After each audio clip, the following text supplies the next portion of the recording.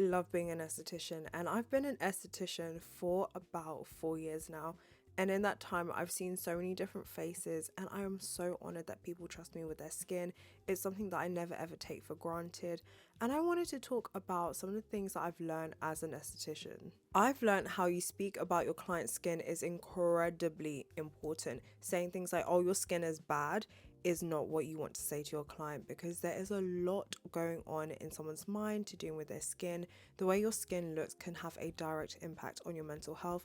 I say this as someone that used to deal with pretty severe acne. It used to make me extremely miserable, and I think if someone said to me, oh, your skin is bad, that would absolutely send me over the edge. So I always try and use descriptive language that describes the condition and not the person, if that makes sense. This is a lesson that I learned pretty early on, and that's because I know myself, and I don't love doing laundry. Laundry is like one of my least favorite chores. So I always knew if I had to do that on a commercial scale, I would absolutely collapse.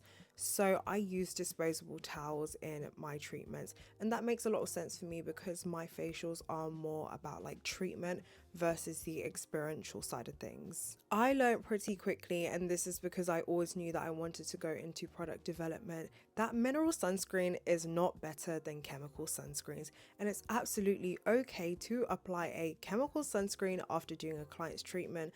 I always like to introduce people to sunscreens that I think would work really well in their routine, things that they would really like, and I can tell you for $3.99 it's not going to be a mineral sunscreen. I also learned that medical grade skincare is absolute nonsense. There is no such thing as medical grade skincare. I now work in product development, and that's the route that I've chosen for myself, and I promise you this now. There is no such thing as medical grade skincare. Please go and ask a regulator if you're someone that's developed a medical grade skincare brand.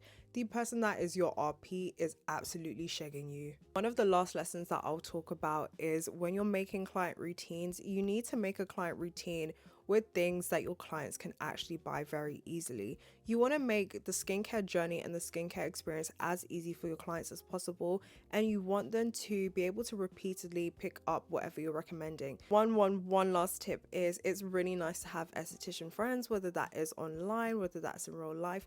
It's nice to have a community. So I would say find your community, find your space, make sure you're learning and continue on this journey. It's like one of the best careers ever.